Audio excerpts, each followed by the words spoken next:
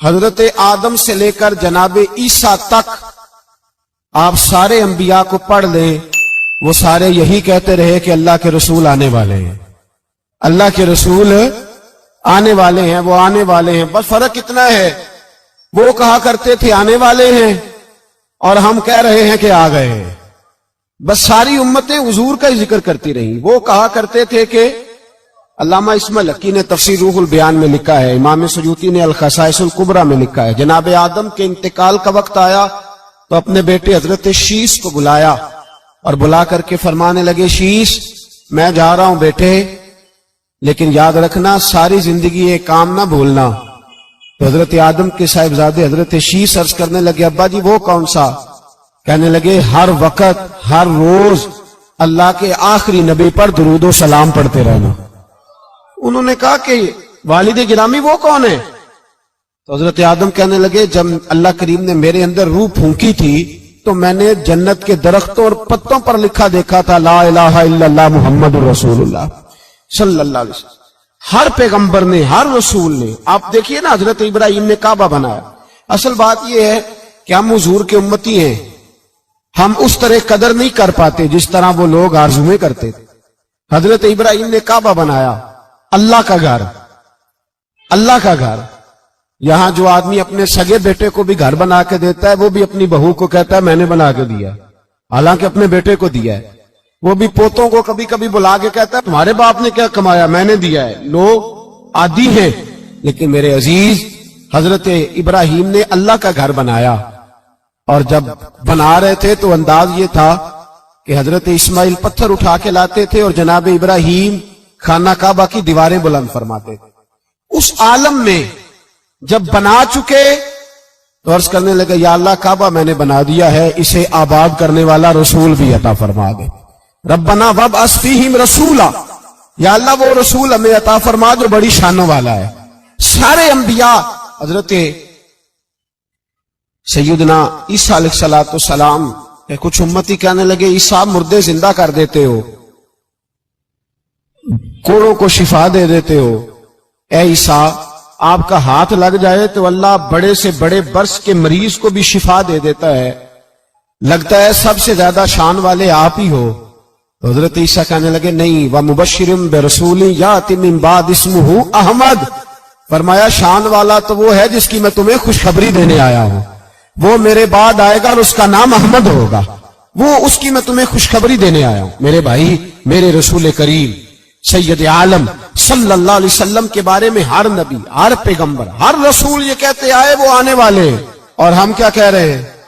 وہ ہم کیا کہہ رہے ہیں؟ فرق اتنا ہے، وہ کہا کرتے تھے آنے والے ہیں، اور ہم کیا کہتے ہیں؟ ہم کہتے ہیں آ گئے ہیں۔ عید میلاد النبی ہے، کیا سہانا نور ہے، دیکھو آ گیا وہ نور والا جس کا سارا ہی نور ہے۔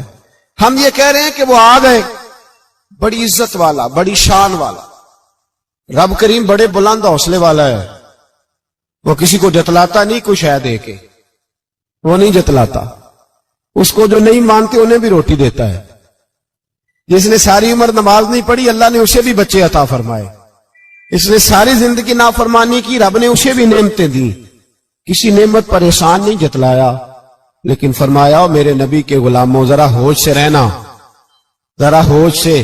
ساری زندگی برادریوں پر ہی فخر کرتے رہے ہو، ساری زندگی بینک بیلنس اور جائیداد اور مال پر ہی تم نے فخر کیا ہے، فرمایا ایک فخر والی چیز میں تمہیں دے رہا ہوں، اور میں تمہیں بتا رہا ہوں لقد من اللہ علی المؤمنین اذ بعث فیہم رسولا۔ اور یار اس پہ کبھی غور تو کرو، اس پہ کبھی غور تو کرو، احسان جتلانا کو چھوٹی سی بات ہے، اور پھر مالک جس کے حوصلے پر کوئی کلام ہی نہیں کر سکتا، وہ مالی کے شان جتلا کے تجھے کہتا ہے او مسلمان تو چھوٹا سمجھتا ہے، تو شاید ہلکا جانتا ہے، ہوش کر، اور اپنے اندر کے مصطفیٰ کریم کے اس غلام کو بیدار کر۔ رب فرماتا ہے میں نے تمہارے اوپر بڑا ہی احسان کیا ہے، میں نے بڑا ہی احسان کیا۔ یا اللہ کیا؟ فرمایا اس بعث فیہم رسولا، میں نے تمہیں اپنا شانوں والا رسول عطا کیا ہے۔ دیدہ دل کا دریچہ باز کرنا چاہیے، اور یا رسول اللہ جن کا تو آقا ہے ان کو ناز کرنا چاہیے۔ اب تھوڑا مسلمان ہونے پہ بھی فخر کرو، کبھی کوئی پوچھے تو اسے بتایا کرو ہم رسول اللہ کے غلام ہیں، یہ بھی ہماری برادری ہے اور یہ سب سے بڑی برادری. اس برادری کے اندر بھی لوگوں کو لائیں. آپ کو پتہ ہے میلاد انقلاب کا نام ہے. میلاد جب تک نہیں ہوا تھا تو بیٹیاں زندہ دفن ہوتی تھیں. آپ علماء سے یہ سن تو لیتے ہیں پر ذرا اس معاشرے کی بے حسی تو دیکھو. بیٹی جان ہوتی ہے باپ کی, بیٹی رونق ہوتی ہے گھر کی. ایک آدمی کے 11 بیٹے ہیں تو مجھے ایک دفعہ کہنے لگا دعا کریں اللہ مجھے بیٹی بھی دے. تو میں نے کہا 11 بیٹے ہیں, کہنے میری تو منجی نو رونا بھی کسے نہیں, بیٹے تو نہیں یہ کام کرتے. دعا کریں اللہ بیٹی دے, میری چارپائی کے پاس تو کوئی بیٹھے. او بھائی بیٹی جو اتنے وقار والی ہوئی تو آپ پڑھیے نا, حضرت داہیہ کلبی کہتے ہیں میں موجود تھا جب وہ شخص آیا تھا. لوگ 12 ربیع الاول کے اس معاملے کو معمولی واقعہ سمجھنے لگے. نہ بھائی ہم تمہیں پیغام دے رہے ہیں یہ معمولی واقعہ نہیں. حضرت داہیہ کلبی کہتے ہیں اس شخص نے آ کے عرض کی یا رسول اللہ صلی اللہ علیہ وسلم میں نے 100 بچی زندہ دفن کی ہے, زندہ دفن. اور کہتے ہیں میری اپنی بیٹی, میں سفر پہ تھا تجارت پہ تو میرے پیچھے سے میرے گھر میں بیٹی ہو گئی. میری بیوی نے اپنے میکے جا کے چھپا دی. میں واپس آیا تو اس نے کہا بچہ ہوا تھا فوت ہو گیا, میں نے دفن کر دیا. جب بچی 4-5 سال کی ہوئی تو مجھے پتا چلا میری بیٹی ہے. کہتے ہیں میں اسے لایا اور میں نے اسے کہا میں تیرا باپ ہوں, تجھے تحفہ لے کے دوں گا, کھانا کھلاؤں گا. کہتے ہیں وہ میرے بالوں سے کبھی لپٹتی, کبھی میرے سینے پہ ہاتھ رکھتی, کبھی میرا ماتھا چومتی. پر میں اسے لے گیا اور لے جا کر میں نے گڑھا کھودا اور اس گڑھے میں اس بچی کو جب رکھا, اس نے باہر آنا چاہا تو میں نے اس کے سر پہ ضرب لگائی. جب چوٹ لگائی تو وہ دوبارہ گڑھے میں گری. میرا ویسے وجدان کہتا ہے کہ جب سے میلاد ہو گیا ہے آج کسی باپ کی بیٹی اگر چارپائی سے گر جائے تو شاید وہ ساری رات سو نہ سکے کہ بچی گر گئی ہے میری. کہتے ہیں میں نے چوٹ لگائی سر پہ, خون بہا تو وہ گری, میں نے مٹی ڈالی, وہ ابا جی کہتی رہی. کہتے ہیں جب اس کا وجود چھپ گیا اور اس کے چہرے پر مٹی پڑنے لگی تو اس نے ایک لفظ کہا, وہ لفظ مجھے آپ کے پاس لایا ہے. وہ بیٹی کہنے لگی اے اللہ بتا تیرا رحمت للعالمین نبی کب آئے گا. یا اللہ بڑی بیٹیاں دفن ہو گئیں, بڑی مائیں منڈیوں میں بک گئیں, غریب بڑے لٹ گئے, پریشانیاں بڑی بڑھ گئیں. اللہ بتا نا تو اسے کب بھیجے گا. اب کتنی دیر ہے, اندھیرا بڑا گہرا ہو گیا, اب نہیں جیا جاتا, اب نہیں سہا جاتا, اللہ تو کب بھیجے گا. حضرت داہیہ کلبی کہتے ہیں وہ بتا رہا تھا اور نبی کریم بار بار اپنی چادر کا پلو اٹھاتے تھے اور اپنے آنسو پوچھتے تھے. بار بار چادر کا پلو اٹھاتے تھے اور آنسو پوچھتے تھے, بار بار اٹھاتے تھے آنسو پوچھتے تھے. حضرت داہیہ کلبی کہتے ہیں حضور نے پوچھا تیری جرت کیسے ہوئی, تو حوصلہ کہاں سے لایا. اس نے کہا محبوبہ پتہ نہیں, لیکن قربان جاؤں یا رسول اللہ صلی اللہ علیہ وسلم میں نے آج سویرے آپ کے ایک صحابی کو یہ کہتے سنا ہے کہ وما ارسلناک الا رحمتا للعالمین. تو وہ یہ رحمت للعالمین کے لفظ ہیں, یہ تو میں نے اپنی مرتی ہوئی بیٹی سے سنے تھے. تو آج جب میں نے اس کی زبان سے سنے تو میں نے کہا تو انہیں جانتا ہے. کہا جانتا ہوں. کہا مجھے بھی لے چل. تو حضور میں آپ کے دروازے آیا ہوں, رب معاف کر دے گا. تو میرے حبیب نے فرمایا چل پڑھ کلمہ, جو میرا کلمہ پڑھ دے اللہ اس کے سارے گناہ معاف کر دیا کرتا ہے. بھائی غلاموں کے ساتھ ظلم ہوتا. حضرت بلال حبشی, حضرت بلال کے بارے میں بڑے واقعات ملتے ہیں. ایک واقعہ بڑا منفرد لکھا ہے کتابوں میں.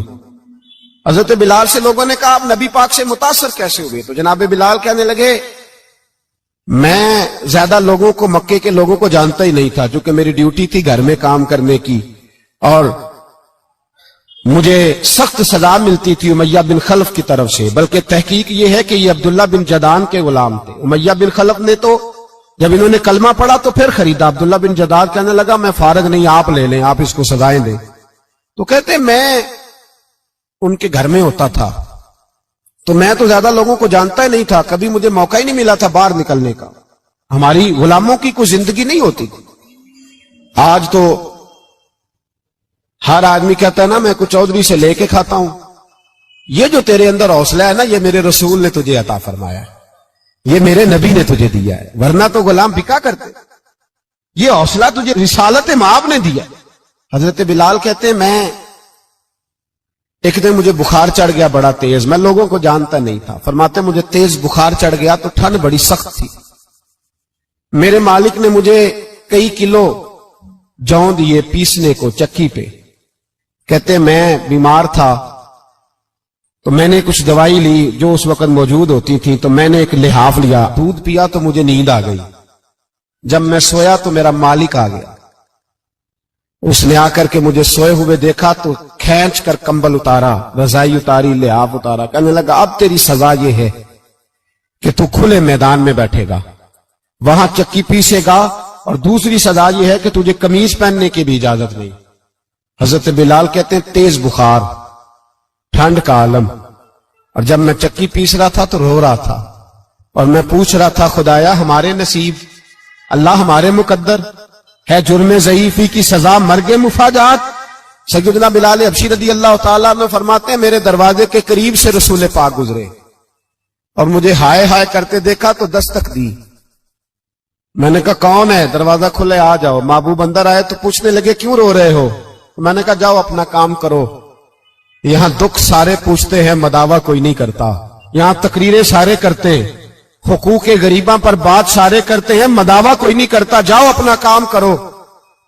کہتے ہیں میں نے سخت جملے کہے معاذ اللہ. حضور چلے گئے، اور جب حضور جا رہے تھے تو میں کہہ رہا تھا بس جا رہے ہو نا، میں نے پہلے ہی کہا تھا جاؤ.